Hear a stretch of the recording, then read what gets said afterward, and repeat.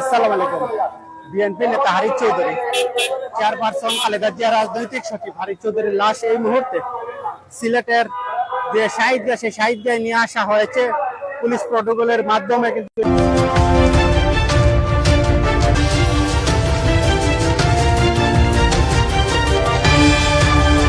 এবং তার প্রাণপ্রিয় সিলেটবাসীর কাছে তিনি ফিরে এসেছেন। সিলেটের সন্তানকে আমি সিলেটে ফেরত এনেছি এবং তাদের কাছে সঁপে দিচ্ছি এবং এখানে আমার বাবার দাফন হবে তার শেষ ইচ্ছা অনুযায়ী। ঢাকায় দাফনের ৩ বছর পর সাবেক প্রধানমন্ত্রী বেগম খালেদা জিয়ার রাজনৈতিক সচিব বীর মুক্তিযোদ্ধা হারিস চৌধুরীর কবর সিলেটে স্থানান্তর করা হয়েছে। রোববার 29 ডিসেম্বর বাদ আসর সিলেটের কানাইঘাটে নিজের প্রতিষ্ঠিত শফিকুল হক চৌধুরী মেমোরিয়াল এতিমখানা প্রাঙ্গণে রাষ্ট্রীয় মর্যাদায় দ্বিতীয় দাফনের মাধ্যমে তার কবর স্থানান্তর করা হয়। এর আগে হারিস চৌধুরী দেহাবশেষ নিয়ে সিলেট মহানগরীর শাহী ঈদগাহে সংক্ষিপ্ত সমাবেশে মোনাজাত করা হয়। সমাবেশে বক্তব্য রাখেন মেক্সিকোর রাষ্ট্রদূত মুশফিকুল ফজল আনসারি ও হারিস কন্যা ব্যারিস্টার সামিরা তানজিন চৌধুরী। এই সময় হারিস চৌধুরী বর্ণাঢ্য জীবনে স্মৃতিচারণ করা হয়। জানা যায়, শনিবার দিবাগত রাত 8টার দিকে অ্যাম্বুলেন্স যোগে হারিস চৌধুরী দেহাবশেষ নিয়ে সিলেটের উদ্দেশ্যে রওনা দেন মেয়ে ও স্বজনরা। রোববার সকাল 9:30টার দিকে তারা সিলেট সার্কিট হাউসে এসে পৌঁছেন। পরে সেখানে প্রশাসন এবং সিলেট জেলা ও মহানগর বিএনপি ও অঙ্গ সংগঠনের নেতৃবৃন্দের পক্ষ থেকে দেহাবশেষে শ্রদ্ধা নিবেদন করা হয়। বাদ জোহর দেহাবশেষবাহী নেওয়া হয় সিলেট শাহী ঈদগাহ মাঠে। এর আগে সিলেট সার্কিট হাউসে হারিস কন্যা ব্যারিস্টার সামিরা তানজিন চৌধুরী বলেন, আমি আমার বাবা বীর মুক্তিযোদ্ধা মরহুম আবুল হারিস চৌধুরীর শেষ ইচ্ছা যে তিনি তার প্রাণপ্রিয় সিলেটে ফেরত আসবেন, তার মাতৃভূমি কানাইঘাটে তার দাফন হবে, সেটা পূরণ করার সন্তান হিসেবে যতটুকু করা উচিত সেটা করেছি, সেটা পূরণ করার জন্য চেষ্টা করেছি। এবং আমি তার দ্বার প্রান্তে তার আরও অনেক ইচ্ছা ছিল। এটা আমার জন্য একটা শুরু বলতে পারি। হ্যাঁ, তো তার বাকি ইচ্ছেগুলো পূরণ করাও সন্তান হিসেবে আমার দায়িত্বের মধ্যে পড়ে।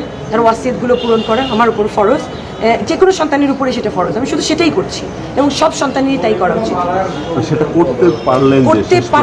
করতে পারছি। আমি আমার আব্বুকে আমি মিস করবোই। আমি আসলে খুশি হতে পারছি না। আমি দুঃখিত। আমি আমার দুঃখ, আমার আব্বু নেই আজকে। আমার আব্বুর থাকার কথা ছিল। হয়তোবা দেশের ওই বই পরিস্থিতি না হলে আমার আব্বু আরও বাঁচতেন।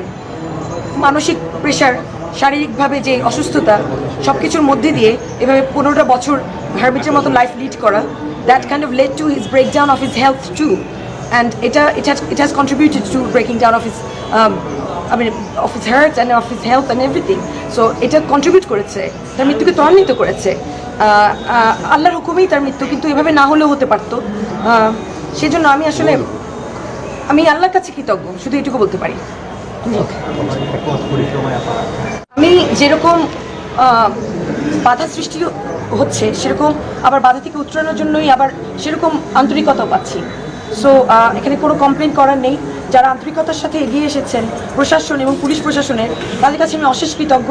এবং তারা এটা যেরকম এই ঘটনা এটা হতো না তাদের সাহায্য ছাড়া, সেরকম যারা এটার মধ্যে বাধা সৃষ্টি করেছেন তারা প্রশাসনেরই লোক, পুলিশ প্রশাসনেরই লোক। এবং একই সাথে এখন কিন্তু অবশেষে যারা ন্যায়ের পক্ষে তাদের জয় হচ্ছে এবং আমি এটুকু পর্যন্ত এসে পৌঁছেছি। আমরা ঈদগাতে দোয়াতে সামিল হব।